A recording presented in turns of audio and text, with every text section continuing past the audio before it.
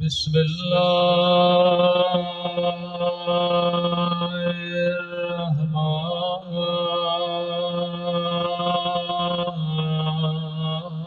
الرحمن الرحيم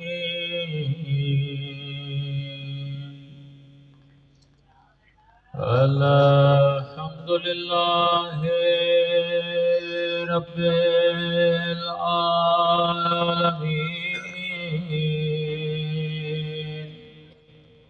الحمد لله كما هو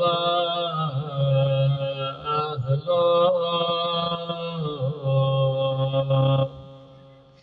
الصلاة والسلام على سيد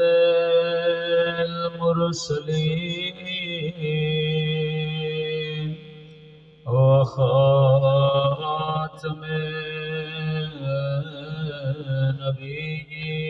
النبيين أبي القاسم محمد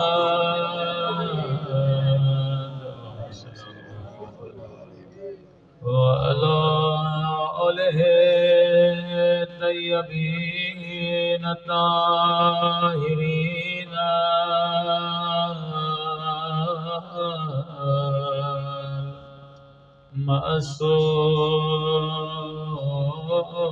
معصومين سب مل کے دعائیں مانگیں سماعت اللهم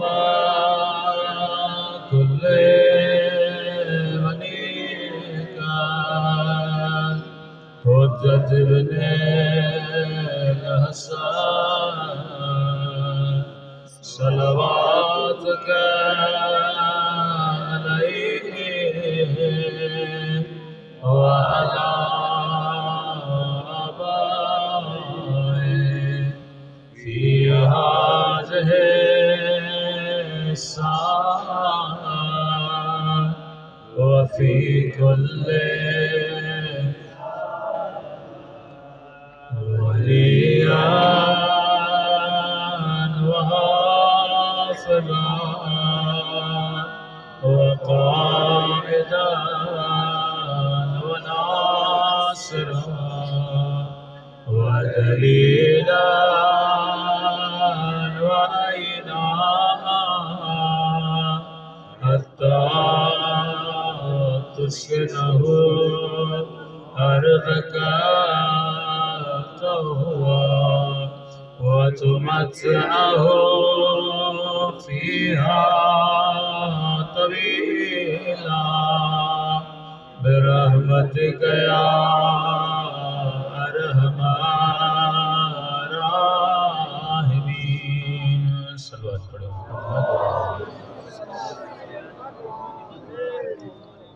بسم اللہ الرحمن الرحیم رب اشرح لي صدری ویسر لي امری واحلل عقدۃ من لسانی یفقهوا قولی اما بعد فقد قال سبحانه وتعالى بسم الله الرحمن الرحیم قل لا اسألكم علیہ اجرا الا المودۃ فی القربى صلوات پڑھے محمد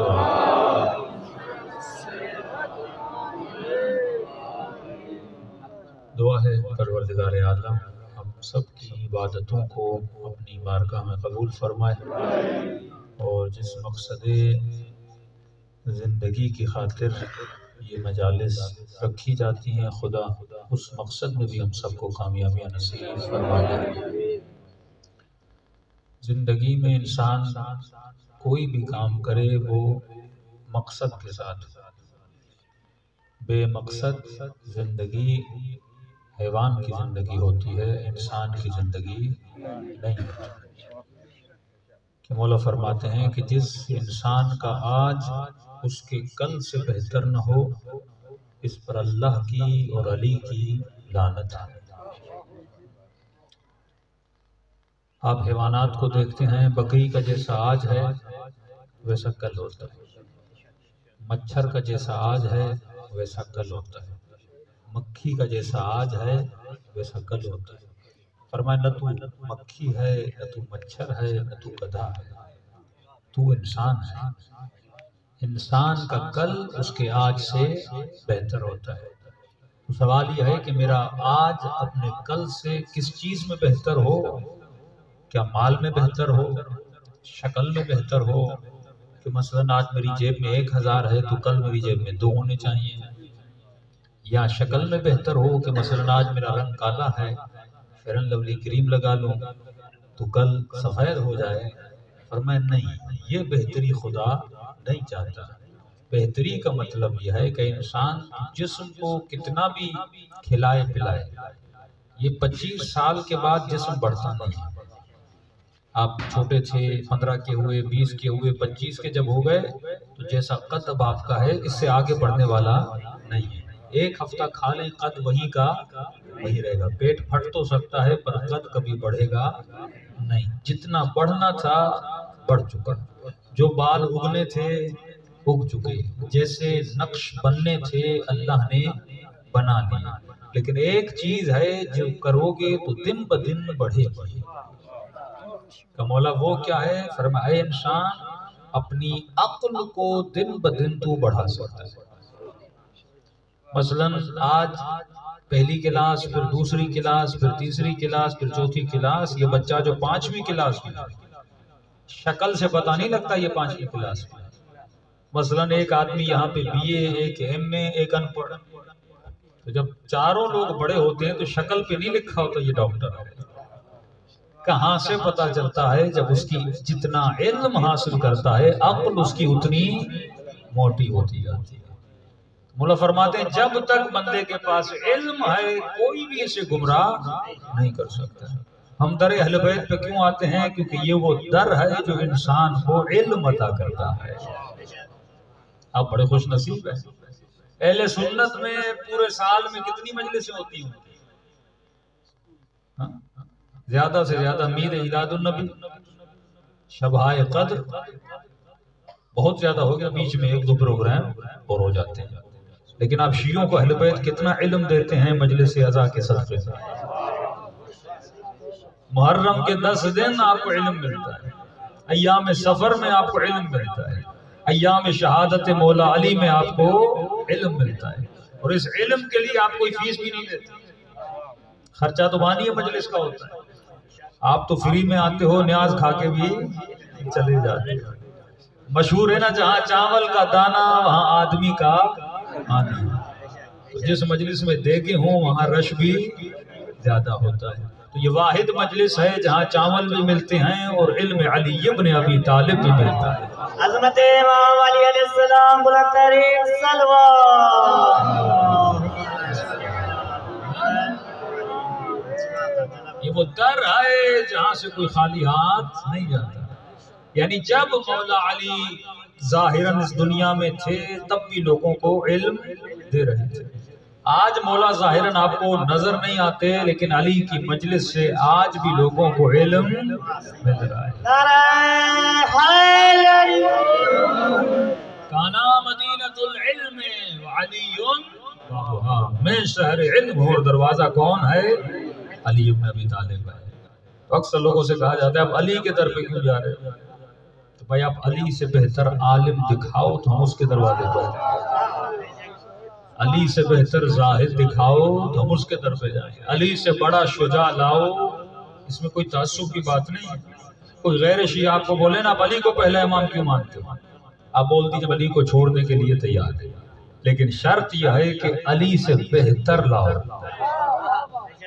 تب جا کے میں اس کو مانوں گا، شجاعت میں سب سے بہتر ہے۔ اسی لیے مولا فرماتے ہیں کہ علی کے چاہنے والے اگر تیرا امام سب سے بڑا عالم ہے تو علی کے چاہنے والا بھی سب سے بڑا عالم ہونا چاہیے۔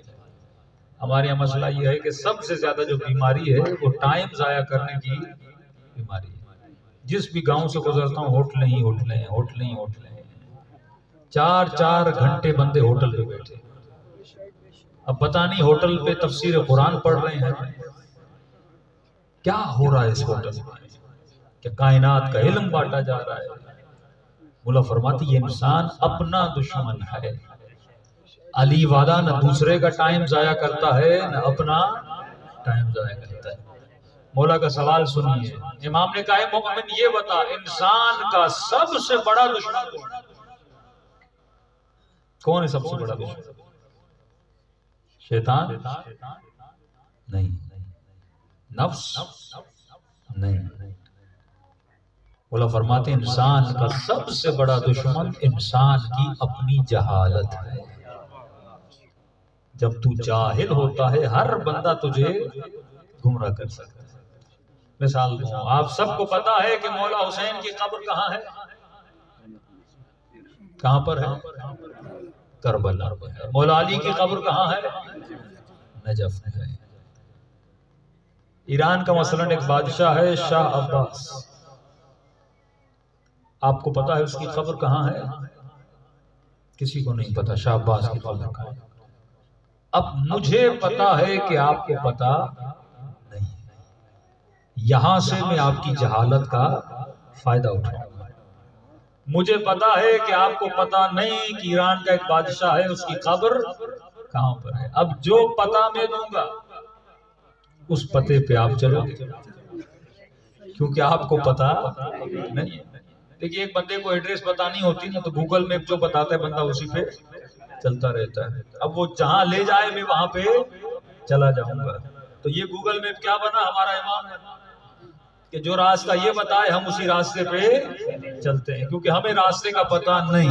اب جو راستہ بتائے گا ہم اس راستے پہ چلیں گے۔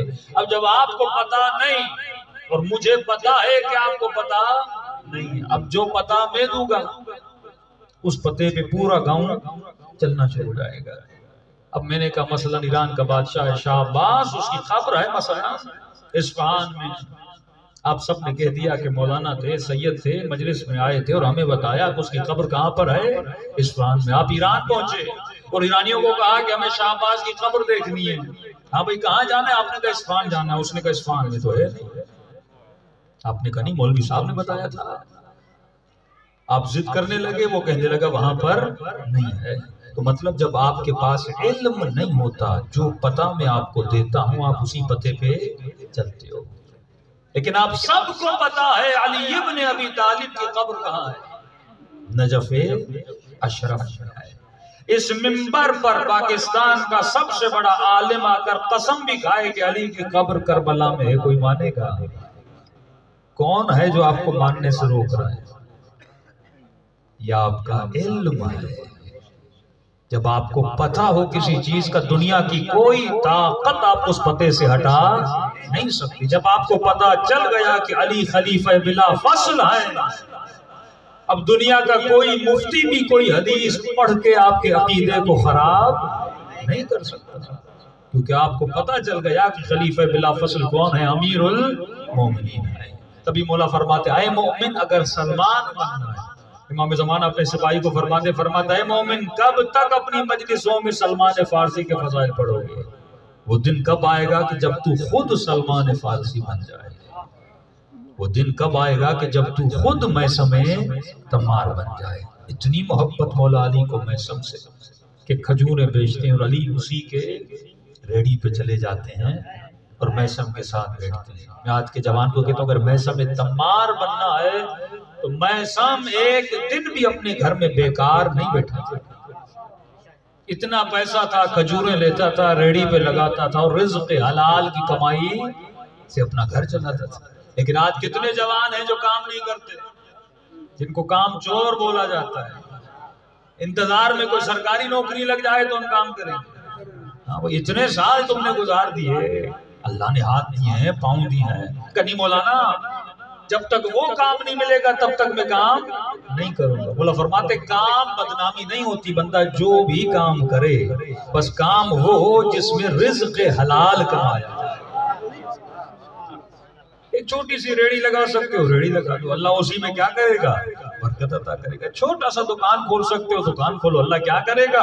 برکت عطا کرے گا۔ سوال یہ ہے کہ تم محنت کر رہا ہے کہ نہیں کر رہا؟ لیس الانسان الا ما سعى، اللہ کہتا ہے میں برکت اسی کو دیتا ہوں جو اپنی زندگی میں محنت کرتا ہے، نکمے کو خدا کبھی برکت عطا نہیں کرتا۔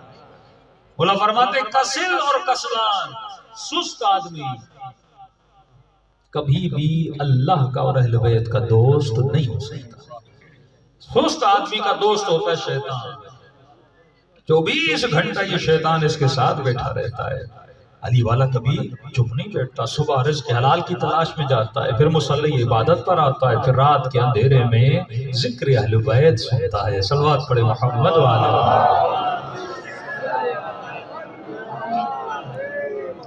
اب آپ ایسے محنتی بنیں گے تو پھر اہل بیت زندگیوں میں کرامات لاتے ہیں. تہران کا ایک تاجر کہتا میں بڑا محنتی تھا، دن رات محنت کر کے میں بزنس کرتا تھا.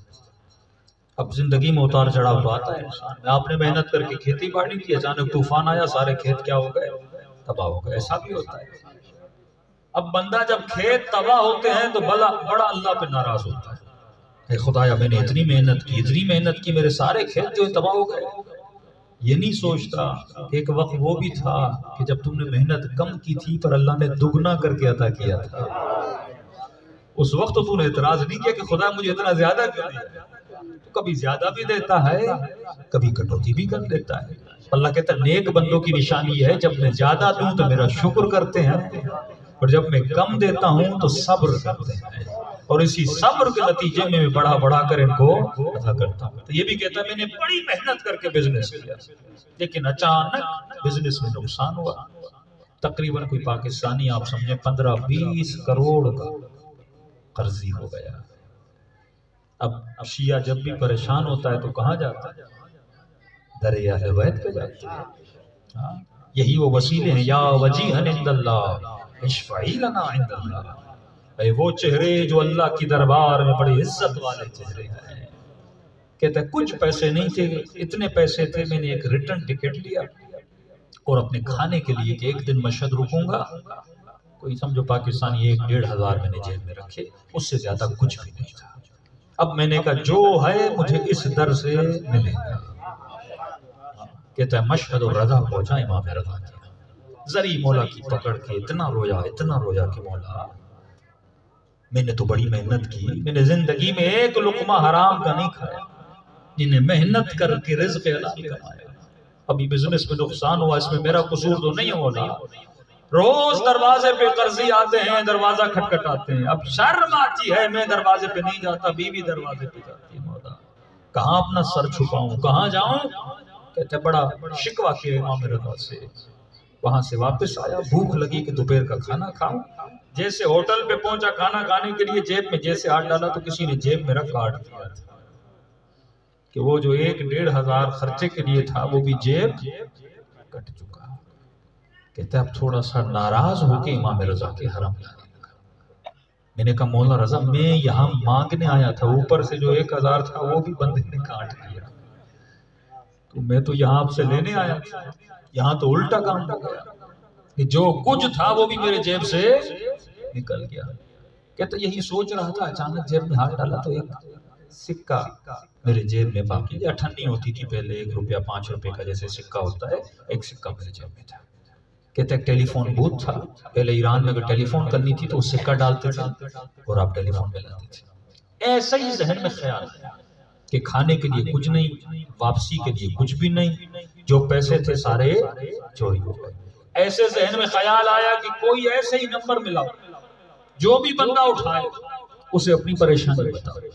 ایسے ذہن میں اچانک خیال آیا، کہاں سے آیا مجھے نہیں پتا. میں نے وہ سکہ جو ہے ٹیلی فون بوتھ کے اندر ڈال دیا. میں نے نمبر ڈائل کیا، ایک بندے نے اٹھایا. جی بولیے. میں نے کہا میں ہوں امام رضا کا زائر، تہران سے آیا ہوں، مسئلہ تھا اسی لیے امام رضا کے پاس آیا. واپسی کے پیسے میرے جیب میں تھے اور جیسے حرم سے نکلا کسی نے میرے جیب کو کاٹ لیا. اپنے کھانے کے لیے کچھ ہے نہ واپسی کے لیے کچھ ہے. تو اگر آپ مولا رضا کے ظاہر کو مدد کر سکتے ہیں تو آپ نے مدد کی. انہوں نے کہا آپ کہاں پہ کھڑے ہیں؟ کہا میں بازار رضا فلکیہ آپ، وہاں پہ ٹیلی فون بوتھ ہے وہاں پہ کھڑا ہوں، اس رنگ کے میرے کپڑے ہیں. کہا وہیں پہ رکیے، ہم گاڑی آپ کے لیے بھیجتے ہیں. کہتا میں نے کہا شاید کسی نے مزاق کیا ہے، لیکن میں نے کہا کھڑے ہونے میں کیا ہے. میں تھوڑی دیر کھڑا ہو گیا، اتنے میں نے دیکھا ایک گاڑی آئی. اس گاڑی سے ڈرائیور نکلا. کہا آپ نے فون کیا تھا؟ کہا میں نے کیا تھا. کہا گاڑی میں بیٹھ جائیے. کہا گاڑی میں بیٹھ گیا. گاڑی چلنے لگی، مشہد سے بہت تھوڑا دور نکل گئی، وہ علاقہ جو امیروں کا علاقہ تھا، جسے آپ پورش علاقہ بولتے ہیں۔ گاڑی وہاں گئی، ایک بہت بڑا گھر، بہت بڑا دروازہ، آٹومیٹک دروازہ کھلا، گاڑی اندر گئی۔ میں نے کہا یہ تو کوئی امیر آدمی کا گھر ہے۔ وہاں پہ اترا، گھر کے اندر سے صحن میں ایک بوڑھا شخص 65-70 سال کا وہ میرے قریب آیا۔ کہا آپ نے فون کیا تھا؟ کہا ہاں۔ کہ امام رضا کے زائر ہو؟ کہا ہاں۔ کہ اس کی آنکھوں میں آنسو آئے اور اس نے مجھے اپنے سینے سے لگایا۔ کہ کھانا کھایا ہے؟ میں نے کہا نہیں۔ کہا جاؤ۔ کا سفرہ پہلے سے لگا ہوا تھا، کھانا پہلے سے تیار تھا، میں نے کھانا کھایا۔ کہ اب بتاؤ مشہد آئے کیوں تھے؟ کہ قبلہ میں بہت بڑا بزنس مین تھا، میری کروڑوں کی فیکٹری تھی، لیکن بزنس میں نقصان ہوا۔ کتنا نقصان ہوا؟ اس نے کہا کوئی 20 کروڑ کا قرض ہی ہوں۔ کہا ٹھیک ہے۔ کہ اس نوکر کو اشارہ کہ میرا بیگ لاؤ۔ نوکر نے بیگ لایا، اس نے چیک نکالا، چیک پہ اس نے 20 کروڑ لکھے۔ کہ یہ تمہارا قرضہ۔ کہ اور دوبارہ بزنس کو کھڑا کرنے کے لیے کتنے پیسوں کی ضرورت ہے؟ اس نے کہا 2-3 کروڑ۔ کہ پھر اس نے چیک نکالا، اس پہ 3 کروڑ لکھے۔ کہ یہ ہے تجھے قرض الحسنہ، جو پہلا دیا وہ تیرا قرضہ تھا، اب یہ تجھے قرضہ دے رہا ہوں کہ اگر ہو سکے زندگی میں تو مجھے واپس کرنا، جب تک میں زندہ ہوں واپس کر سکے تو صحیح، لیکن اگر میں مر گیا تو میں نے تجھے سارا معاف کر دیا۔ عظمت امام رضا علیہ السلام بلند ترین صلوات۔ کہتا میں پریشان ہوں، یہ کون آدمی ہے؟ نہ مجھے جانتا ہے، نہ میرے قبیلے کا پتہ، نہ میری ذات جات کا پتہ، ایسے کون کسی کو 20 کروڑ اور 3 کروڑ دے دیتا ہے؟ میں نے تعجب کے عالم میں پوچھا، میں نے کہا آپ کا احسان تو اپنی جگہ، لیکن مجھے سمجھ نہیں آتا یہ آپ اتنے احسان مجھ پہ کر کیوں رہے؟ ایک بندہ آپ کو فون کرے بولے امام رضا کا زائر ہوں اور آپ اسے اتنا کچھ عطا کر دیں؟ کہا ایسے نہیں دیا۔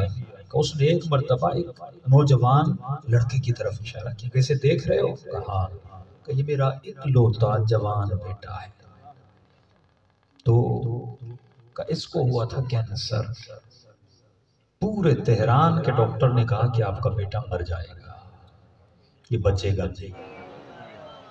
تو کہ میرے بیٹے کو کیا تھا؟ کینسر تھا۔ تہران کے ڈاکٹروں نے کہا کہ بیٹا مر جائے گا، تقریباً 2 ہفتے ہمیں جتنا علاج کرنا تھا ہم نے علاج کر دیا۔ پھر بھی کہا کہ میں نے کہا میرے پاس پیسہ بہت ہے، جتنا مانگو میں دینے کے لیے تیار، اکلوتا میرا بیٹا ہے، اسے بچا لو۔ توجہ میری طرف رہے، کہ اگر بیٹے کو انگلینڈ لے جاؤں بچ جائے گا۔ کہ ہم نے تو جو دیکھا بیٹا بچنے والا نہیں، لیکن دل کی تسلی کے لیے اگر لے جانا چاہتے ہو لے جاؤ۔ کہتا ہے فوراً میں نے بیٹے کو لے گیا انگلینڈ، ہاسپٹل میں ایڈمٹ کروایا، 4 ٹیسٹ وہاں ہوئے۔ پہلا ٹیسٹ ہوا پوزیٹیو آیا کہ آپ کا بیٹا بچے گا نہیں، دوسرا ٹیسٹ ہوا پوزیٹیو آیا کہ آپ کا بیٹا بچے گا نہیں، تیسرا ٹیسٹ ہوا پوزیٹیو آیا کہ آپ کا بیٹا نہیں بچے گا۔ نرس نے کہا اگر چوتھا ٹیسٹ بھی پوزیٹیو آ گیا تو بیٹا تیرا بچنے والا نہیں ہے۔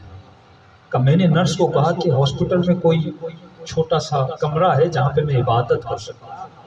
کہا ہاں ایک کمرہ ہے، وہاں یورپ میں انگلینڈ میں ہاسپٹل میں چھوٹی چھوٹی مسجدیں ہوتی ہیں۔ کہتا میں اس کمرے کے اندر چلا گیا، وہیں پہ کھڑا ہو کے میں نے مشہد الرضا کی طرف دیکھا،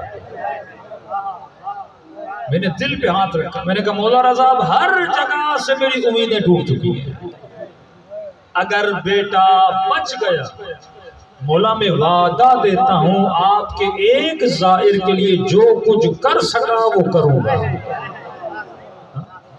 جو میرے بس میں ہوگا مولا، یہ میرا وعدہ ہے، آپ کے ایک زائر کے لیے جو کچھ بھی کر سکا مولا دل و طاقت سے وہ سب کچھ کروں گا۔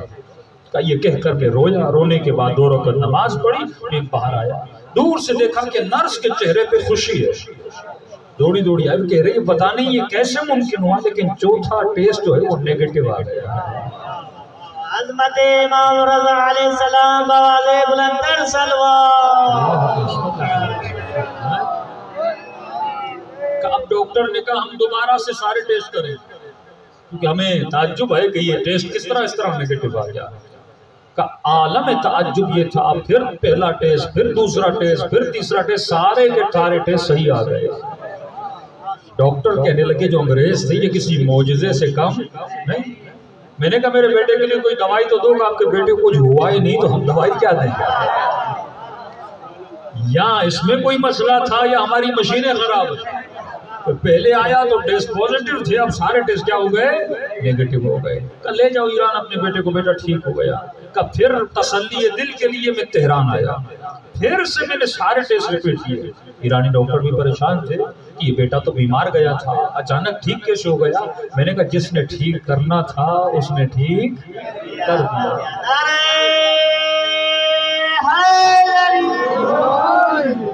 حضرت امام رضا علیہ السلام بلند ترین صلوات. اب کہتا ہے مولا رضا کہ ظاہر اس واقعے کو کئی سال گزر گئے، مجھے وہ ظاہر ابھی تک مل ہی نہیں رہا تھا جس کی میں مدد کروں. کہ کل رات میں نے امام رضا کو خواب میں دیکھا اور مولا نے کہا اے میرے چاہنے والے، جو وعدہ تو نے وہاں کیا تھا کیا وعدے کو بھول گئے؟ ہم نے بیٹے کو شفا دی تھی، 4 سال سے بھی زیادہ عرصہ گزر گیا کہ وعدہ بھول گئے. میں نے کہا نہیں بولا، میں اپنا وعدہ نہیں بولا، لیکن مجھے وہ ظاہر نہیں ملا. امام نے کہا انتظار کرنا، وہ کل خود تجھ سے رابطہ کرے گا. کہتا میں پریشان تھا. آج کا جب دن ہوا تو میں تو حرم گیا نہیں، میرا گھر حرم سے اتنے فاصلے پر تھا. میں نے کہا وہ ظاہر آئے گا کیسے؟ اس ظاہر کو میں ڈھونڈوں گا کیسے؟ کہ میں نے خود دیکھا کہ آج تیرا فون آ گیا. میں نے کہا یہ تیرا فون نہیں ہے، یہ امام رضا نے تجھ سے فون کروایا. اگر ایمان بندے کا مضبوط ہو، اگر مومن خود سے پھر اللہ اور اہل بیت سے مخلص ہو جائے. مولا فرماتے ہیں سب سے بڑا جاہل انسان وہ ہے، اور جاہل کا تعلق اہل بیت سے ہے نہیں. کہ مولا جاہل کی نشانی کیا ہے؟ آپ نے کبھی پڑھے لکھے جاہل دیکھیں؟ پڑھا لکھا جاہل. مولا فرماتے ہیں سب سے بڑا جاہل وہ ہے جو اپنے علم پہ عمل نہیں کرتا. مثلاً آپ ڈاکٹر کے پاس گئے، آپ نے کہا ڈاکٹر صاحب مجھے کھانسی بہت ہوتی ہے. ڈاکٹر نے کہا سگریٹ پیتے ہو؟ آپ نے کہا ہاں. کہ سگریٹ بڑا خطرناک ہے، کینسر ہوتا ہے، آج کے بعد سگریٹ نہیں پینا ورنہ ٹی بی ہو جائے گی. آپ نے کہا ٹھیک ہے ڈاکٹر صاحب میں آج کے بعد سگریٹ کو منہ بھی نہیں لگاؤں گا. اور 1 مہینہ گزرا، گاؤں میں کسی کی شادی تھی اور آپ نے دیکھا اسی شادی میں وہ ڈاکٹر آیا ہوا اور آپ نے دیکھا ڈاکٹر سگریٹ پہ سگریٹ پیے جا رہا ہے. مطلب جو اپنے علم پہ عمل نہ کرے وہ سب سے بڑا جاہل ہے. کہ آپ کو کہے کہ سگریٹ نہ پیو اور خود پیتا رہے، اسے کہتے ہیں پڑھا لکھا جاہل. یہ قیامت میں بڑے جوتے کھائے گا جسے علم ہو پر اپنے علم پہ عمل نہ کرے. تو مجلس کا ایک فائدہ بھی ہے، ایک نقصان بھی ہے. مجلس کا ایک فائدہ بھی ہے، نقصان بھی ہے. فائدہ یہ ہے کہ ثواب بہت ملے گا. نقصان یہ ہے اگر جو سنا اس پہ عمل نہیں کیا تو جوتے بڑے پڑے. کیونکہ مجلس کیا بڑھاتی ہے؟ علم بڑھاتی ہے. اب آپ کو پتا چلا یہ اچھا ہے یہ برا ہے تو اللہ کل پوچھے گا نا کہ جب پتا چلا تھا تو اس پتے پہ تو نے عمل کیوں نہیں کیا؟ تو ایک فائدہ ہے لیکن ایک نقصان بہت بڑا ہے. آیت اللہ بہجت ایران کے بہت بڑے آدمی تھے، عارف باللہ امام زمانہ سے جن کی ملاقاتیں ہوتی تھی. کئی نوجوان پاکستان سے، انڈیا سے، ہر جگہ سے جاتے تھے. جب لا نصیحت کریے، نصیحت عالم کے پاس آپ جاتے ہیں نا کہ ہمیں نصیحت کریے، تو کہتے تھے میری سب سے بڑی نصیحت یہ ہے کہ میں کوئی نصیحت نہیں کروں گا.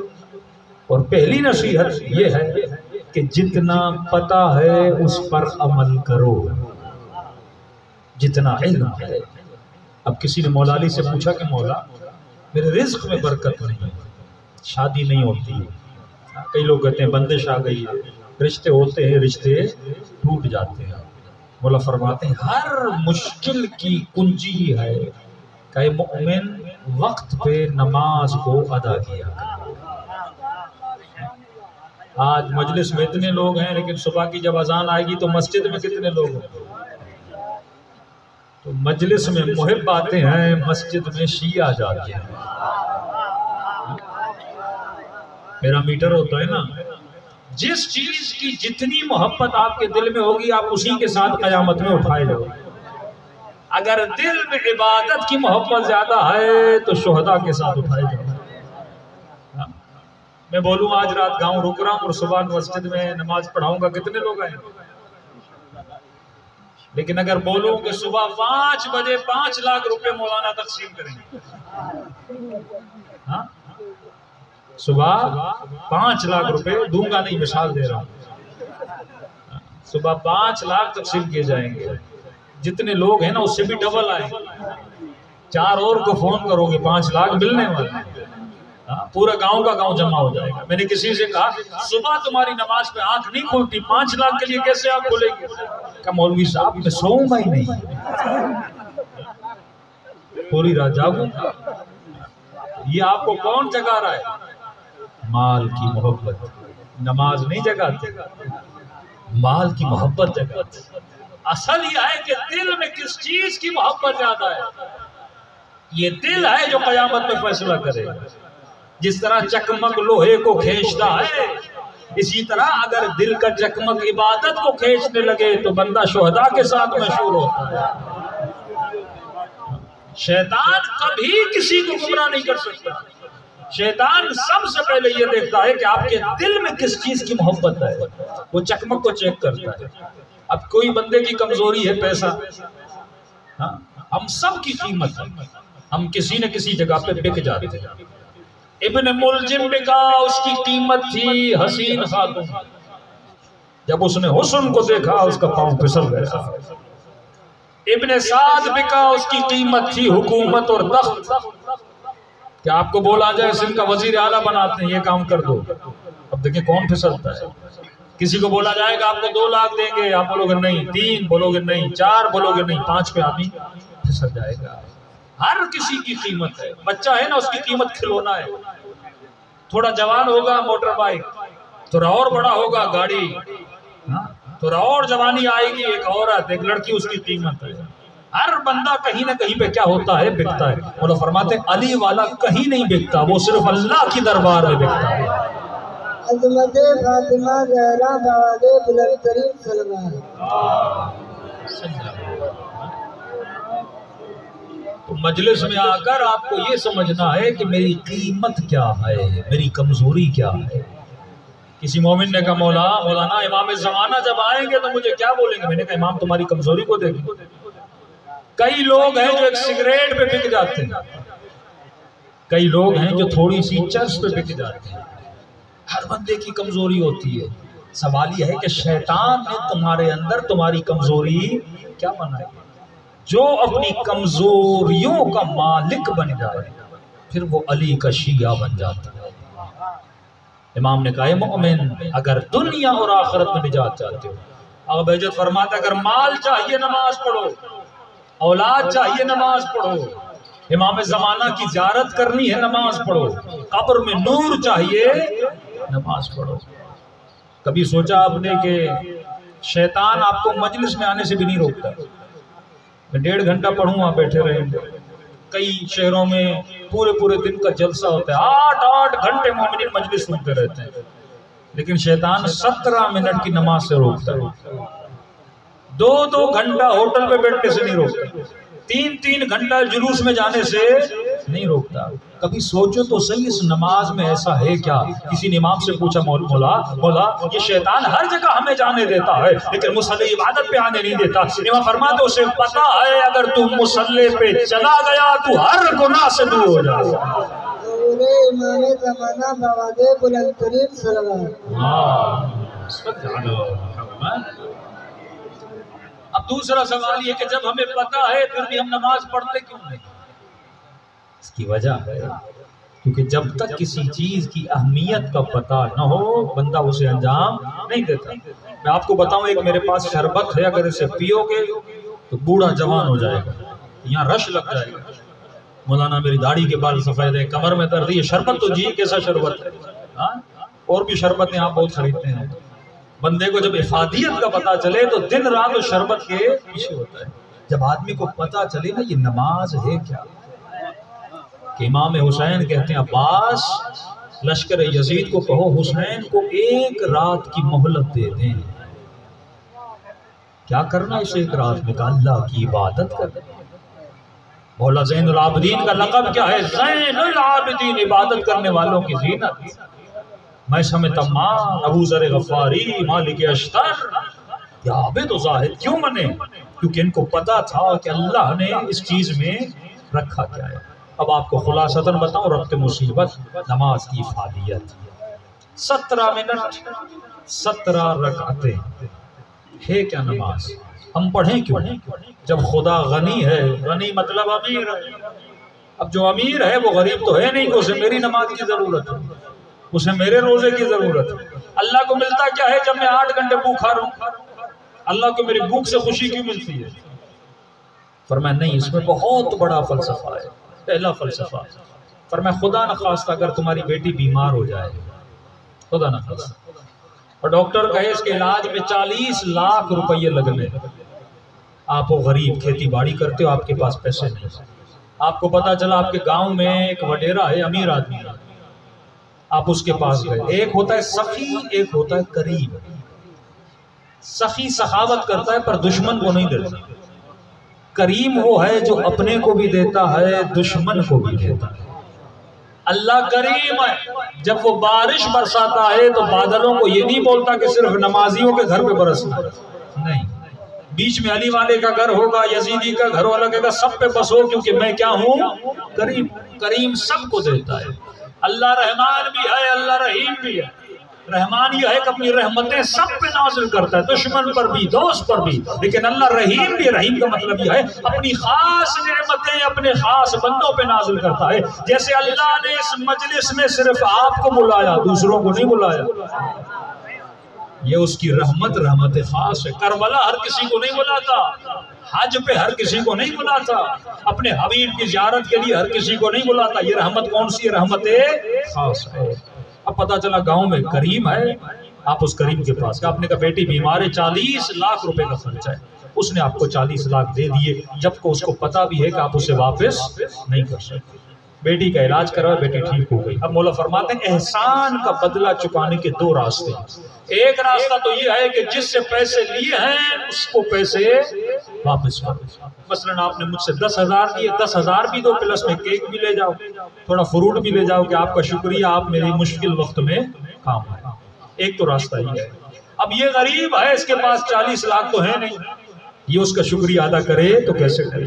دوسرا راستہ یہ کہ آپ اسے بولو بھائی میں غریب ہوں، میں کچھ دے نہیں سکتا، لیکن آپ جو بولو میں کرنے کے لیے تیار ہیں. بولو تو آپ کی کھیتی باڑی کروں، بولو تو آپ کے گھر کا نوکر بن جاؤں، بولو تو آپ کے حیوانوں کی صفائی کروں، جو بولو. اب مولا فرماتے ہیں اے مؤمن خدا ہے کریم، یہ سوچو کہ رب نے تجھ پہ کتنے احسان کیے. اس نے بولنے کے لیے تجھے زبان دی، اس نے دیکھنے کے لیے تجھے آنکھیں دی، اس نے چبانے کے لیے تجھے دانت دیے. 32 دانت اللہ نے دیے ہیں. ایک دانت بھی نکل جائے تو حیدرآباد میں جا کے علاج کرنا، پتا چلے خرچہ کتنا ہے. نقلی دانت کا 25 سے 40 ہزار لیتے ہیں. اللہ نے فری میں تجھے 32 دانت دے دی. 1 روپیہ بھی خدا نے تجھ سے نہیں لیا. آنکھیں اللہ نے تجھے عطا کی ہیں. نقلی بال لگاؤ تو پتا چلے کتنا خرچہ ہوتا. نواز شریف نے لگائے کہ نہیں لگائے؟ عمران خان نے لگائے کہ نہیں لگائے؟ سب کے سروں پہ نقلی بال، لاکھوں روپیہ خرچ کیا ہے، لیکن اللہ نے تجھے اصلی بال دی ہیں. اس نے 1 روپیہ تجھ سے نہیں دیا. زمینداری کرتے ہو، ایک دانہ زمین میں ڈالتے ہو، پانی بھی اس کا، ہوا بھی اس کی، سورج بھی اس کا، مٹی بھی اس کی. جس ہاتھ سے ڈال رہے ہو وہ ہاتھ بھی اس نے عطا کیا. جس وجود سے ہل چلاتے ہو وہ سب کچھ بھی کس نے دیا ہے؟ اس نے دیا. جو ٹریکٹر چلا رہے ہو وہ لوہے سے بنا، لوہا بھی کس نے دیا؟ اللہ نے دیا. زمین سے نکلا نا لوہا، شیشہ، یہ سارے. پیٹرول سے چل رہا ہے، پیٹرول کس نے دیا؟ اللہ نے. ہر شے اللہ نے تجھے فری میں دی، بدن سے لے کر، دانت سے لے کر، آنکھوں سے لے کر. اور اتنا کریم ہے تو زمین میں 1 دانہ ڈالتا ہے، وہ کئی دانے بنا کے زمین سے باہر نکالتا ہے. امام زمانہ باوازِ بلند ترین صلوات. کہ کتنا کریم ہے تیرا رب، اس نے تجھے کیا کچھ نہیں دیا، تو منہ میں لقمہ ڈالتا ہے وہ پیٹ میں جاتا ہے۔ اب اللہ نے پیٹ کو بتایا اس سے خون بننا ہے، اس سے گوشت بننا ہے، اس سے چربی بننی ہے، اس سے کھال بننی ہے، یہ سب کچھ کس کی نعمتیں ہیں؟ پروردگار عالم کی۔ کبھی ہاسپٹل تو جا تجھے پتا چلے اللہ نے کتنی نعمتوں سے تجھے نوازا ہے۔ پوری جوانی گھٹنے چلاتا رہا، آج کل لوہے کے گھٹنے ڈل رہے ہیں لوگوں کو۔ اللہ نے نیچرل تجھے چیزیں دی ہیں۔ فرمائے مومن یا تو یہ ہے جو 40 لاکھ دے اسے واپس کر، اگر واپس نہیں کر سکتا دوسرا راستہ یہ ہے تو اس مالک کو بول کہ جو تو بولے گا میں کرنے کے لیے تیار ہوں۔ کہ مومن جو کچھ اللہ نے تجھے دیا تیرے پاس اتنی طاقت نہیں، وہ سب کچھ تو اللہ کو کیا کرے؟ واپس کرے۔ کرونا کا موسم تھا نا، ہاسپٹل میں آکسیجن لگاتے ہیں، ایک دن کے ہزاروں لیتے ہیں، یہاں پہ فری میں اتنی آکسیجن لے رہے ہو، اللہ نے کبھی تم سے پیسے دیے؟ کبھی نہیں دیے۔ کہ مومن سب سے بڑی نعمت اس نے تجھے انسان بنایا، اس سے بڑی نعمت اس نے تجھے علی والا بنایا، اس سے بڑی نعمت اس نے تجھے حسین کا عزادار بنایا، اس سے بڑی نعمت رات کے اس پہر میں اس نے تجھے فرش عزائے حسین پہ بلایا۔ اب یہاں تو یہ ہے جو کچھ اس نے دیا تو اسے واپس کرے کہ مولا ہم جو کچھ اس نے دیا واپس کر نہیں سکتے۔ اب امام فرماتے ہیں اللہ سے سوال کر، اے خدا میں تیرا شکریہ کیسے ادا کروں؟ فرمایا ہر گناہ کی معافی ہے، نمک حرامی کی معافی نہیں۔ بندہ اس بندے پر احسان کرے تو اسے شکریہ نہ بولے۔ ایک بندہ تیری بیٹی کی جان کو بچائے تو اسے تھینک یو نہ بولے، ایک بندہ تمہاری عزت کو بچائے تو اس کا شکریہ نہ بولے۔ کتنے تم نے گناہ کیے لیکن اللہ نے تمہارے گناہوں کو تمہارے بھائی بہنوں کو نہیں بتایا۔ کتنے تم نے گناہ کیے، اللہ نے تمہارے گناہوں کو تمہارے ماں باپ کو نہیں بتایا۔ اگر وہ چاہتا تمہارے گناہوں سے پردہ ہٹاتا، اس نے تمہارے گناہوں پہ پردہ رکھا، اس نے بہترین شکل عطا کی، اس نے بہترین آواز عطا کی، اس نے تمہارے بازوؤں میں طاقت رکھی، کہ اس خدا کا شکریہ نہیں بنتا کہ یہ بولو کہ خدایا تیرا شکریہ ہے کہ تم نے اتنا کچھ مجھے عطا کیا، کہ مولا اگر میں خدا کا شکریہ ادا کروں تو کیسے کروں؟ کہ اللہ سے پوچھو کہ خدا کا شکریہ ادا کیسے کرنا ہے، کہ پروردگارہ تو بتا تیرا شکریہ ادا کیسے کروں؟ تو اللہ کہتا ہے دن میں 17 رکعت نماز پڑھ، یہ نماز نماز نہیں ہے، یہ خدا کا شکریہ ہے۔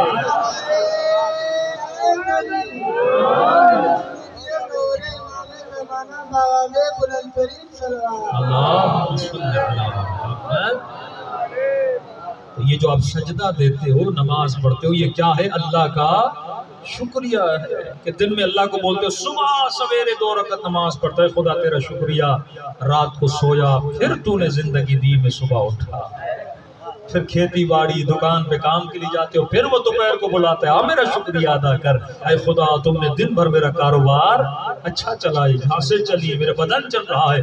تبھی جتنے بھی آپ کے آیت اللہ العظمیٰ ہیں مراجع ہیں، سب کی عمریں 99 سال 100 سال 88 سال، اور پاکستان میں عمریں کتنی ہیں؟ 50 سال 60 سال 65 سال، اٹیک ہوا بندہ مر گیا۔ یہ عمر نہیں ہے علی والے، علی والے کے لیے اللہ نے لمبی عمریں رکھی کہ جتنی عبادت کرے، جتنی مجلسیں سنے، جتنی مجلسیں پڑھے، اتنا ثواب کما کر آخرت میں جائے۔ آخرت کا بینک بیلنس اس کا بھرا ہوا ہونا چاہیے۔ لیکن مومن 40 سال میں مر جاتے ہیں، 50 سال میں، کیوں؟ کیونکہ خدا کا شکریہ ادا نہیں کرتے۔ اللہ کہتا ہے ان شکرتم لازیدنکم وان کفرتم وان عذابی لشدید، اے میرے بندے اگر میرا شکریہ ادا کرو گے میں بڑھا بڑھا کر دوں گا، لیکن اگر کفران نعمت کرو گے تو اللہ کا عذاب بڑا شدید ہے۔ معصومہ بی بی فرماتی ہیں کہ من استخف بصلاتہ، جو اپنی نماز کو چھوٹا سمجھے، خفیف سمجھے، اسے کبھی قیامت میں اہل بیت کی شفاعت نصیب نہیں ہوتی۔ صلوات پڑھے محمد وعلی محمد۔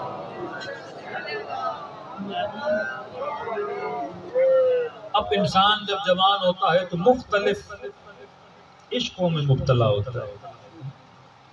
کئی لوگ دیکھیں جن کو مرغے لڑانے کا بڑا عشق ہوتا ہے، کئی لوگوں کو جوا کھیلنے کا عشق ہوتا ہے، کئی لوگوں کو کرکٹ کھیلنے کا عشق ہوتا ہے۔ تو اکثر لوگ کہتے ہیں کہ مولانا ہم نے سنا کہ مولا علی کو پاؤں میں تیر لگا تھا، اور مولا جب نماز پڑھ رہے تھے تو پاؤں سے تیر نکالا گیا اور علی کو پتہ ہی نہیں چلا۔ یہ کیسے ممکن ہے؟ میں نے کبھی دیکھا کسی کو کرکٹ کا جنون ہوتا ہے، دن بھر کرکٹ کھیلتا رہتا ہے، والی بال کھیلتے رہتے ہیں، گھٹنے زخمی ہو جاتے ہیں، پنڈلیاں زخمی ہو جاتی ہیں، بندے کو پتہ ہی نہیں لگتا۔ کیوں پتہ نہیں لگتا؟ کیونکہ جس چیز کا جنون ہو اس میں زخموں کا پتہ نہیں لگتا۔ جس چیز کا عشق ہو بندہ جب وہ کرتا ہے تو انسان کو پتہ نہیں لگتا۔ تو علی کو عشق نماز، عشق عبادت پروردگار عالم تھا۔ یہ وہ عشق ہے جو اہل بیت آپ کو عطا کرنا چاہتے ہیں۔ فرماتے ہیں دنیا چاہیے بندے خدا اللہ کی عبادت کرو، آخرت چاہیے اللہ کی عبادت کرو، قبر کی پہلی رات اگر نور چاہیے تو اللہ کی عبادت کرو۔ فرمایا بہن زینب مجھے نماز شب میں یاد رکھنا۔ امام حسین فرما رہے سیدہ زینب کو کہ مولا کو ضرورت ہے بی یاد کرے؟ نہیں، آپ کے لیے میرے لیے۔ چھوٹے سے بچے ہیں جناب مسلم کے، چھوٹے سے بچے، ظالم گلا کاٹنا چاہتا ہے لیکن فرماتے ہیں ظالم ہمیں اتنی مہلت تو ہم 2 رکعت نماز پڑھتے ہیں۔ یہ ہے عشق پروردگار عالم۔ خدا آپ سب کو مشہد و رضا کی زیارت نصیب کرے۔ وہاں پہ ایک مسجد ہے، نام ہے مسجد گوہر شاد۔ گوہر شاد ایک خاتون تھی ہندوستان کی رہنے والی، بہت امیر خاتون تھی۔ جب ایران آئیں تو انہوں نے، مولا رضا کا حرم بہت چھوٹا تھا، حرم کے باہر لوگ ایک بڑی جگہ تھی جہاں پہ لوگ کچرا رکھتے تھے۔ اس خاتون کے اللہ نے مال دیا، دولت دی، عقل بھی دی، شعور بھی دیا۔ اس نے کہا مر جاؤں گی پیسہ لے جا کر کیا کروں؟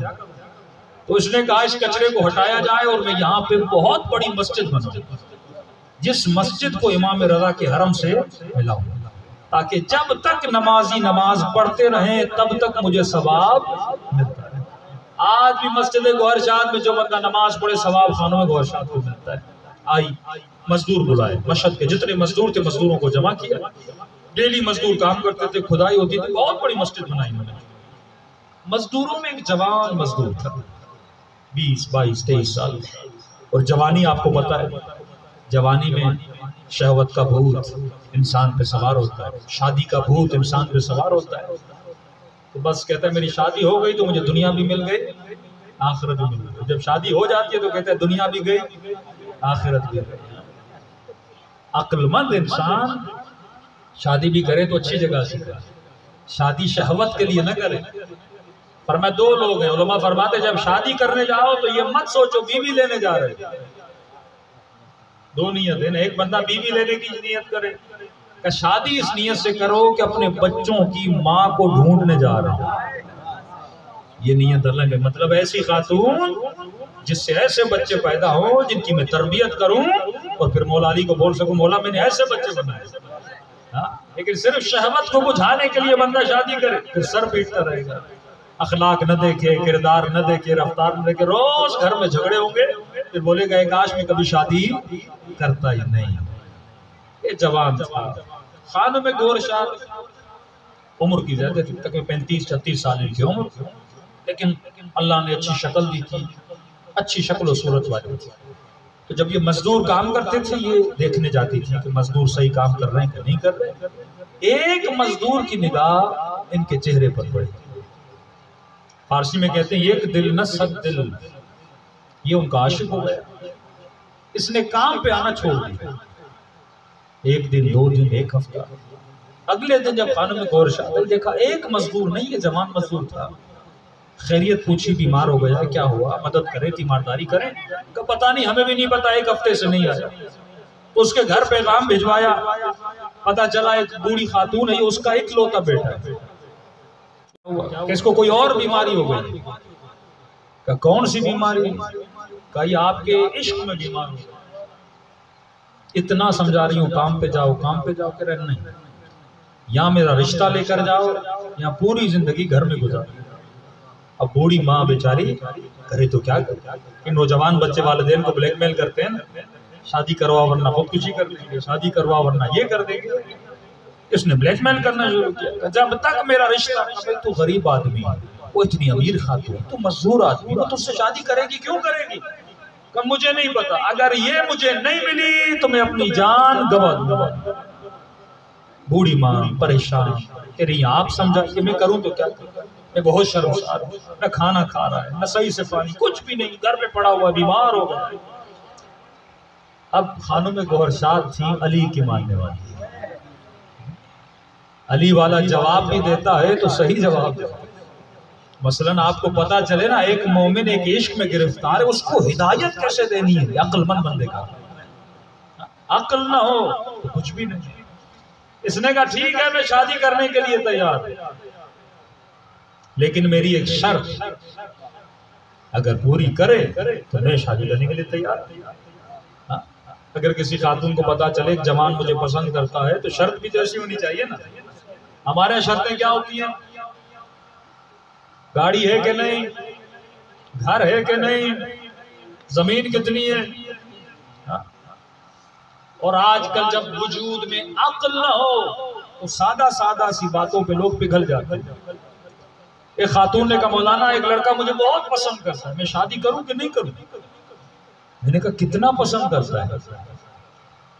کہ مولانا اس نے خط لکھا ہے اگر تو بولو تو میں آسمان سے ستارے لاؤں، اگر تو بولو تو میں آسمان سے چاند توڑ کے لاؤں۔ میں نے کہا کائنات نے اس سے بڑا جھوٹا نہیں دیکھا۔ میں نے کہا آج تک کون ستارے لایا؟ ستارہ لائے گا تو مر جائے گی، اتنا بڑا ہے۔ آج تک کس نے آسمان سے چاند لایا؟ لیکن جب عقل بندے میں نہ ہو تو بندہ چھوٹی چھوٹی باتوں پہ کیا ہو جاتا ہے، پگھل جاتا ہے۔ جان دینے کے لیے تیار ہے بھائی، جو تیرے لیے جان دے اس کی قیمت نہیں ہے یہ بولے کہ میں خدا پر جان قربان کرنے کے لیے تیار ہوں۔ حبیب ابن مظاہر بنے، حسین پہ جان دینے کے لیے تیار ہو جائے۔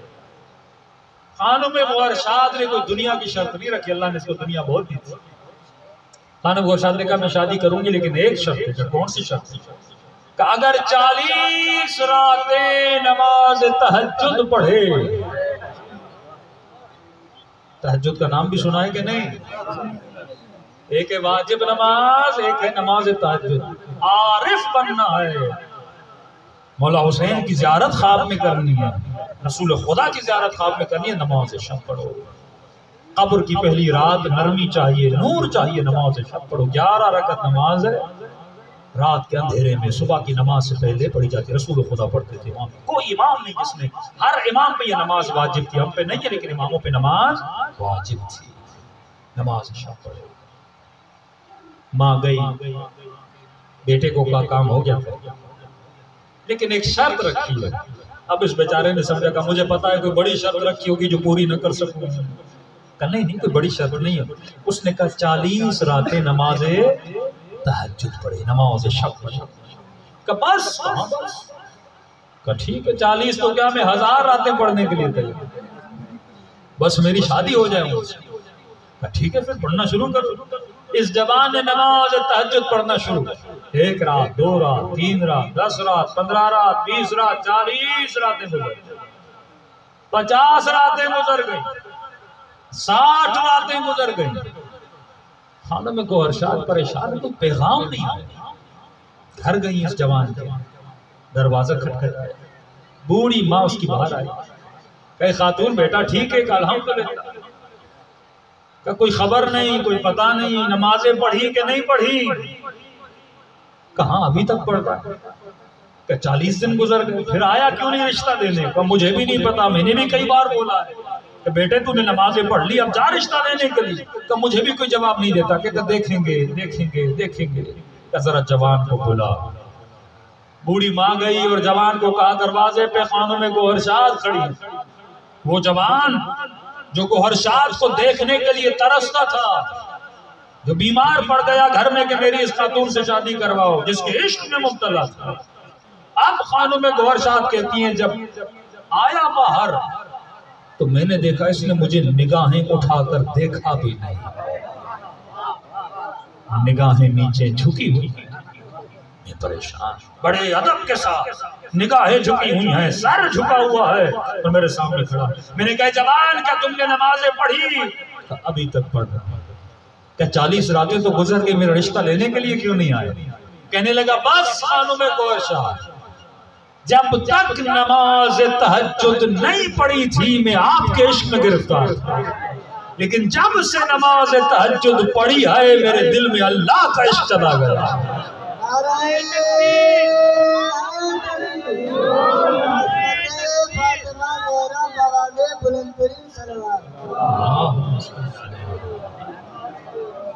یہ عشق وہ کیمیا ہے جو خدا ہر مومن کے دل میں اتارے. کیا ہے کہ سر کٹ گیا لیکن نوک نیزہ پہ قرآن کی تلاوت ہے. عشق خدا. اے مومن جب تک اپنی محبتوں کو قربان نہ کرے، اصل یہ محبت قربان کرے. مال کی محبت ہے، اللہ خمس کو واجب کرتا ہے تاکہ دیکھوں اس میں میری محبت زیادہ ہے یا مال کی زیادہ ہے. بندہ کرکٹ کھیلے، ٹی وی پر بیٹھے، ڈرامہ چلتا ہے، اچانک اذان کی آواز آتی ہے، اللہ اکبر. اللہ چیک کرتا ہے ڈرامے سے زیادہ پیار ہے رب سے زیادہ پیار ہے. بندہ سفرے پر بیٹھا ہے، سامنے مرغی، چرگا، شرگا، کڑھائی، رمضان کا مہینہ، بندہ روزے کی حالت میں. اللہ چیک کرتا ہے پیٹو ہے یا رب سے زیادہ محبت ہے. جب تک تو خود اپنی محبتوں کو قربان نہ کرے. یہ رب کی ٹریننگ ہے. کربلا میں ہر شے قربان. تصور تو کرے وہ کون سی ماں ہے جو اپنے 14 سال کے بچے کو قربان کرے. ہم کریں گے؟ 14 سال ابھی صحیح سے داڑھی بھی نہیں آئی تھی حضرت قاسم کے منہ پر، لیکن ماں نے کہا میرے لال کل مجھے شرمندہ نہیں کرنا ہے کہ کل کو یہ بولے یہ ماں کے دودھ کا اثر ہے. کسی نے کہا نا کہ قاسم کی ماں کو قاسم سے محبت نہیں تھی. میں نے کہا کیوں؟ کہ کون سی ماں ہے جو اپنے بیٹے کو کربلا کے میدان میں بھیجے؟ میں نے کہا یہ قاسم کی ماں سے پوچھو، جواب آئے گا مجھے قاسم سے محبت تھی پر خدا سے عشق تھا. عشق پہ ہر شے قربان کی جاتی ہے. علی اکبر جیسا بیٹا خدا نے حسین کو دیا. ملتا ابن زیاد کا دربار ہے، کٹی ہوئی گردنیں سامنے پڑی ہوئی ہیں.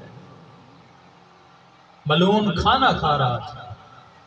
معصوم کا حکم ہے بھوکے کے سامنے کھانا نہ کھایا کرو. اگر کوئی روزے دار ہے اس کے سامنے کھانا نہ کھایا کرو، مکروہ ہے. بھوکے کو بھوک لگتی ہے. یہ بیویاں پیدل چل کے آئی تھی، کئی دنوں سے قیدی بیویوں نے کچھ کھایا نہیں تھا. ان قیدی بیویوں کے سامنے سفرے پہ بیٹھ کے لقمے چبا رہا تھا اور ہاتھ میں چھڑی تھی. ایک ایک کٹی ہوئی گردن کی طرف اشارہ کر رہا تھا. یہ کس کا سر ہے؟ کسی نے کہا یہ عباس کا سر ہے. کہا یہ دو کس کے سر ہیں؟ کہا یہ اون و محمد کے سر ہے، سیدہ زینب کے بیٹوں کے سر. کہا یہ کس کا سر ہے؟ کہا یہ قاسم کا سر ہے. کہتے ایک مرتبہ اس کی ایک سر پہ نگاہ پڑی اور غور سے دیکھنے لگا. کہا یہ سر کس کا ہے؟ کہا کہ امیر یہ حسین کا بیٹا تھا علی اکبر، اس کا سر ہے. کہا اس نے وہیں پہ کھانا چھوڑا. کہا تجھے کس نے کہا تھا کہ حسین کو قتل کرو؟ کہا امیر آپ نے حکم دیا تھا حسین کو قتل کرنا ہے. کہا خدا کی قسم اگر مجھے پتا ہوتا اکبر جیسا جوان بیٹا ہے، اتنا خوبصورت بیٹا ہے، میں کبھی نہ کہتا حسین کو قتل کرو. امیر کیوں؟ کہ جس کا اتنا خوبصورت بیٹا اسے مارنے کی ضرورت نہیں ہے، وہ بیٹے کی کٹی ہوئی گردن دیکھ کے خود ہی دنیا سے چلا جاتا ہے. یہ وہ کریم اہل بیت کا دروازہ ہے. فرمایا قیامت کے دن ہر آنکھ روتی ہے لیکن دو آنکھیں کبھی نہیں روتی. ایک وہ آنکھ جو حسین کے غم میں روئے، ایک وہ آنکھ جو اپنے گناہوں پہ روئے. یہ راتیں ہیں غم کی راتیں ہیں. ایسے کہوں کہ ان دنوں کے بعد اہل بیت کے گھرانے میں مصیبت کے دن شروع ہو گئے. تو معصوم فرماتے ہیں شیعہ وہی ہوتا ہے جو ہمارے غم میں غمگین ہوتا ہے. پیاری روایت.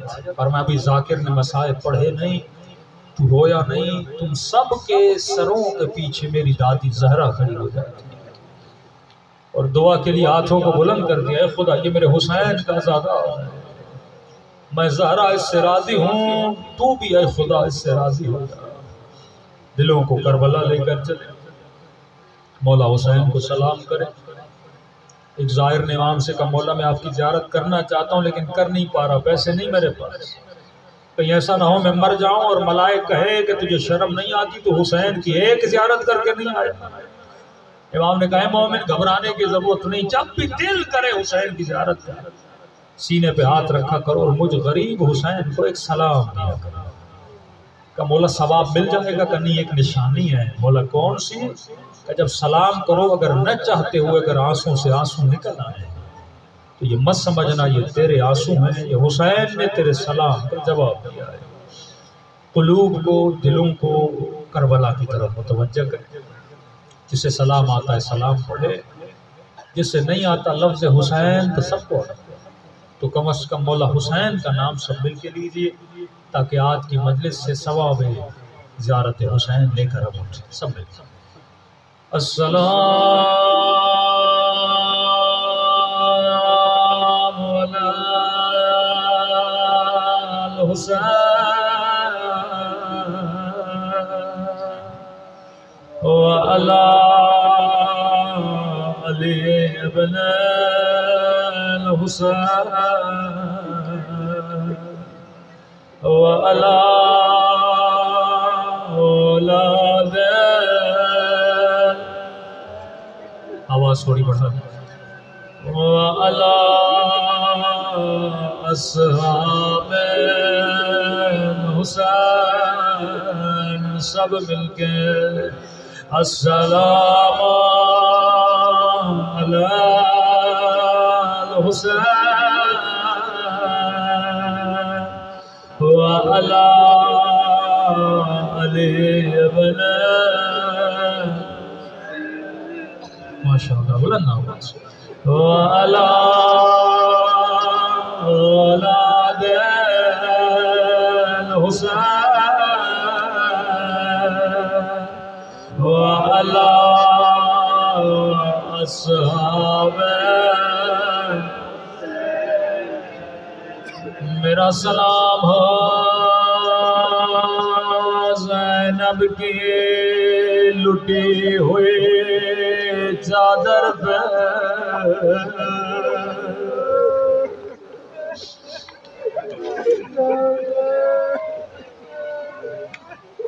اللہ آپ سب کو شام کی زیارت نصیب کرائے،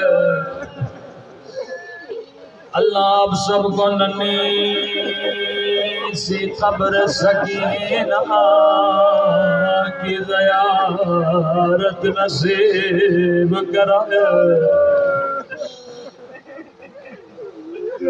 یہ سلام میرے سلام نہیں، امام زمانہ کے سلام ہے۔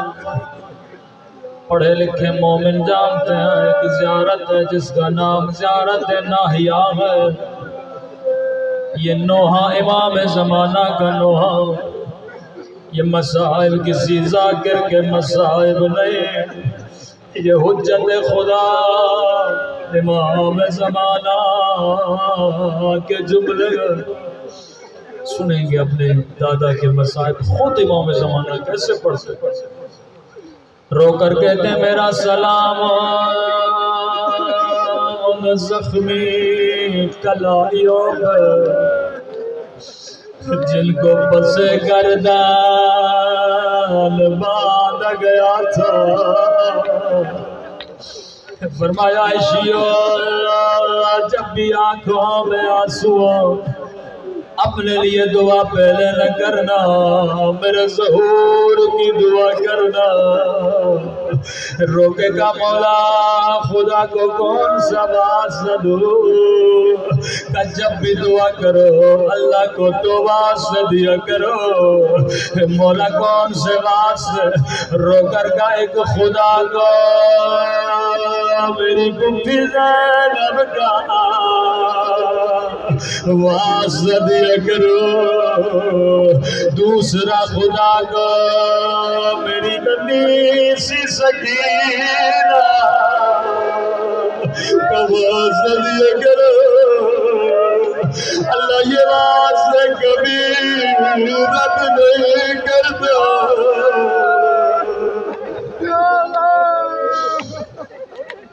مولا میں قربان آپ کی مظلومیت پہ، فرمایا مومن تو سن کے روتا لیکن میں نے اپنی آنکھوں سے دیکھا ظالم میری پتھریوں کی چادر چھین رہے تھے۔ اگلا جملہ سننا بڑا درد والا جملہ، رو کر کہنے لگے میرا سلام ان خشک ہونٹوں پر، جب بندہ پیاسا ہو تو ہونٹ خشک ہو جاتے، فرمایا میرا سلام ان خشک ہونٹوں پہ جن پہ ظالم چھڑی مار تھا۔ میں کہوں امام زمانہ آپ کو ووٹ یاد ہے جن پہ یزید چھڑی مار رہا تھا، لیکن ایک سلام میں بھی کرنا چاہتا ہوں امام زمانہ میرا سلام ان ننھی سی آنکھوں پہ جو یہ منظر دیکھ رہی تھے، وہ اللہ کسی بچی کو بابا کا کٹا سر نہ دکھائے،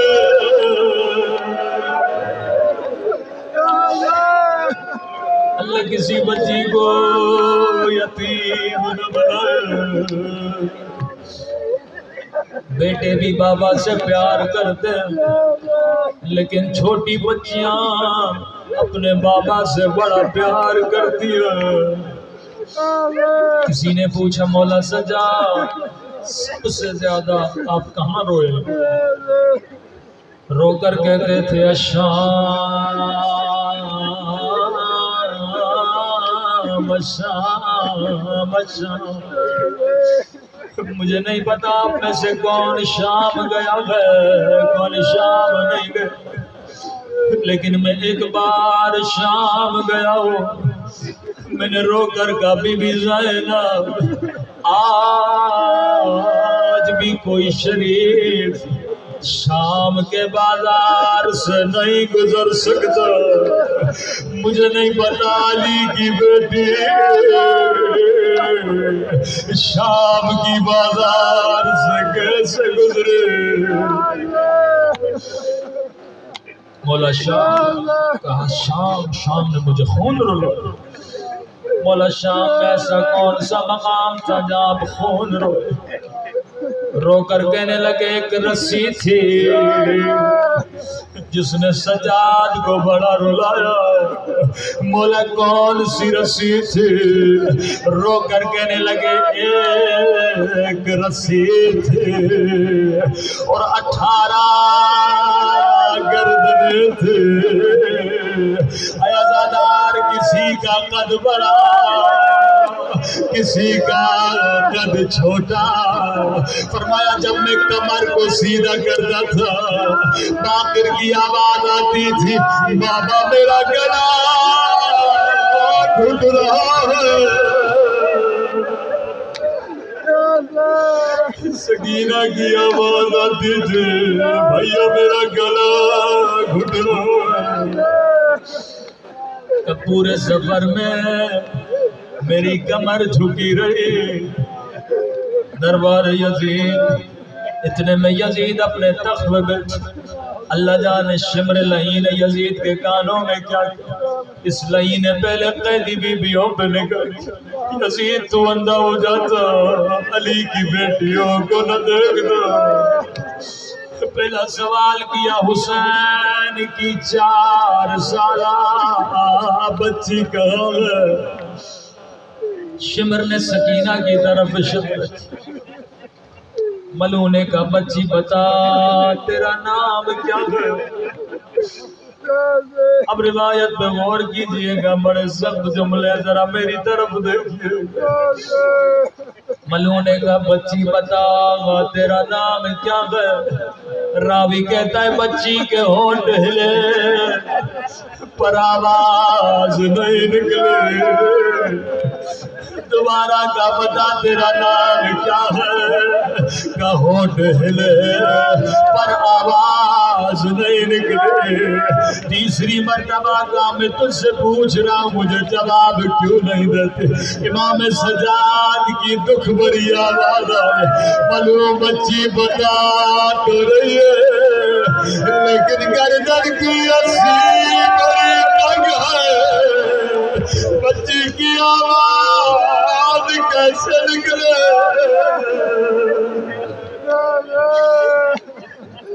ملو نے حکم دیا رسی کھولی جائے، رسی کھولی گئی، دھیمی سی آواز آئی میرا نام سکینہ ہے۔ ملونے کا بچی تجھے لگتا ہے تو نے کئی دنوں سے کھانا نہیں کھایا۔ امام نے کہا سکینہ جواب دے کہ قیامت کے دن یہ نہ کہ ہم نے پوچھا تھا پر بچی نے بتایا نہیں۔ کہ ملون دیکھ بھی رہا ہے پوچھ بھی رہا ہے، میں نے کئی دنوں سے کچھ نہیں کھایا، کہ میرے قریب آ میں تجھے کھجور دوں گا۔ بولو فرماتے ننے ننے قدم اٹھائے، بچی قریب گئے، ملو نے حکم دیا تشت بلایا جائے۔ فرمایا عرب تشت میں کھجور رکھتے تھے، تشت میں کپڑا تھا، بچی کو جیسے تشت دیا بچی نے کپڑا ہٹایا۔ اللہ یہ منظر کسی بچی کو نہ دکھائے، بچی نے کیا دیکھا ایک کٹی ہوئی گردن، سر کو سینے سے لگا، وہ میرے غریب بابا، وہ میرے 3 دن کے پیاسے بابا، بابا شبر نے مجھے کموتے مارے، وہ بابا ظالم نے مجھے نازیانے مارے۔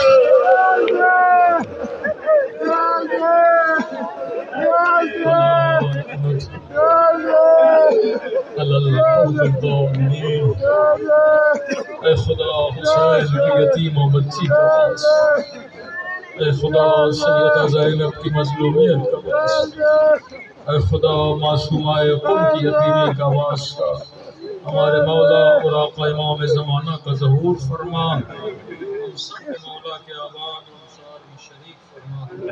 اے خدا جو مانگا نہیں مانگا اپنے خزانے قدرت سے ہم سب کو عطا فرما، بالاخص بانیان مجلس کے درجات کو بلند فرما، ان کے مرحومین کے درجات کو بلند فرما۔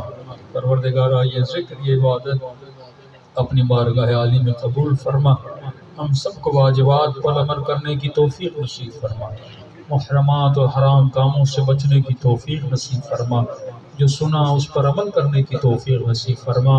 ان گنہگار آنکھوں کو امام زمانہ کی زیارت نصیب فرما، قبر کی پہلی رات امام حسین کی شفاعت نصیب فرما، جو زیارات کے متمنی خدا ہم سب کو زیارات عتبات عالیہ نصیب فرما۔ ایک مومنہ بیمار شاید کینسر خدایا بحق سیدہ زینب اسے شفاء کاملہ عاجلہ نصیب فرما، ہم سب کے گھروں پر اپنی رحمتوں کو برکتوں کو نازل فرما۔ ربنا تقبل منا انک انت السمیع العلیم۔